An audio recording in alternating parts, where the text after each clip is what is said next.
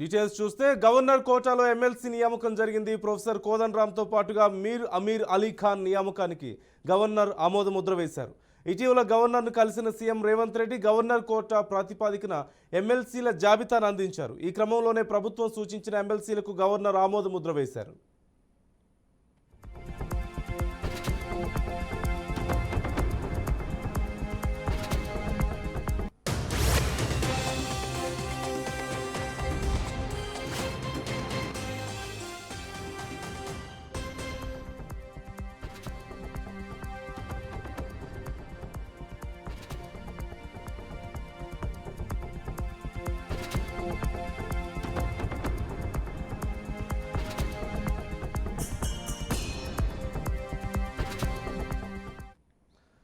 Governor కోటాలో ఎమ్మెల్సీల నియామకం జరిగింది. ప్రొఫెసర్ కోదండరాంతో పాటుగా మీర్ అమీర్ అలీ ఖాన్ నియామకానికి గవర్నర్ ఆమోద ముద్ర వేశారు.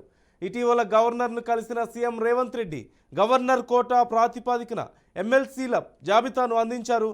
ఈ క్రమంలోనే ప్రభుత్వం సూచించిన ఎమ్మెల్సీలకు గవర్నర్ ఆమోద ముద్ర వేశారు.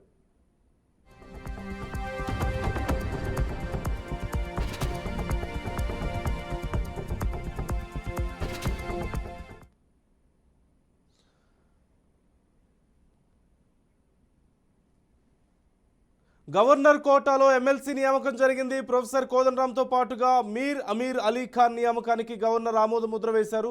పూర్తి సమాచారం మా ప్రతినిధి వాసుని అడిగి తెలుసుకుందాం. వాసు, గవర్నర్ కోటా ఎమ్మెల్సీలు అభ్యర్థులుగా ఇద్దరిని ఎంపిక చేశారు. వివరాలు ఎలా ఉన్నాయి?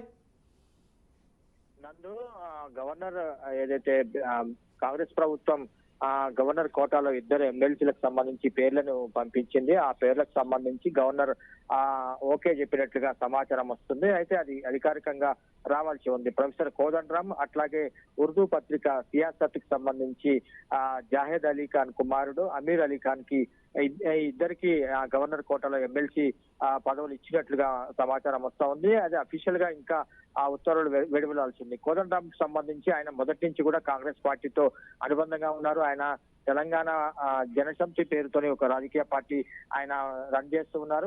పోయిన ఎన్నికల్లో కాంగ్రెస్ పార్టీకి పూర్తి స్థాయిలో జనసమితి సహకరించింది.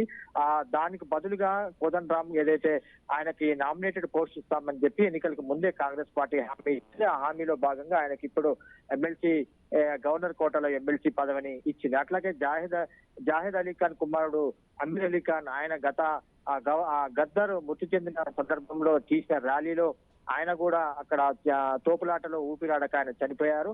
ఆయన కుమారుడు ఇప్పుడు ప్రస్తుతం ఆ పత్రికకి సంపాదక ఆయన ఎడిటర్ గా ఉన్నారు. ఆయనకి ఇంకొక పోస్ట్ ని అంటే ఎమ్మెల్సీ 2 పోస్టులో ఇంకొక పోస్ట్ అమీర్ అలీ ఖాన్ కి ప్రభుత్వం క్లియర్ చేసింది. దానికి గవర్నర్ ఆమోద ముద్ర వేసింది. ఓవరాల్ గా ఇద్దరికి సంబంధించిన అభ్యర్థిత్వాలని గవర్నర్ ఓకే చేసినట్లుగా సమాచారం ఉంది. గతంలో బీఆర్ఎస్ ప్రభుత్వం ఏదైతే దాసోజి శ్రవణ్ కుర్ర సత్యనారాయణకి ఈ గవర్నర్ కోటాలో ప్రపోజల్ పంపించగా ఆమె ఈ ప్రపోజల్ ని తిరస్కరించింది. దాంతో వారు కోర్టుకు వెళ్లారు. ఆ కోర్టులో ప్రస్తుతం విచారణ జరుగుతుంది. అయితే ఆ విచారణకు సంబంధించి హైకోర్టు ఏదైతే దీనికి సంబంధించి లైన్ క్లియర్ చేసినట్టుగా ప్రభుత్వం సమాచారం తీసుకున్నది. ఆ నేపథ్యంలోనే వీరి పేర్లను పంపించిన తర్వాత గవర్నర్ ఈ పేర్లకు ఓకే చెప్పినట్లుగా మనకి సమాచారం వస్తుంది. నందు. Okay, right. Thank you Vasu.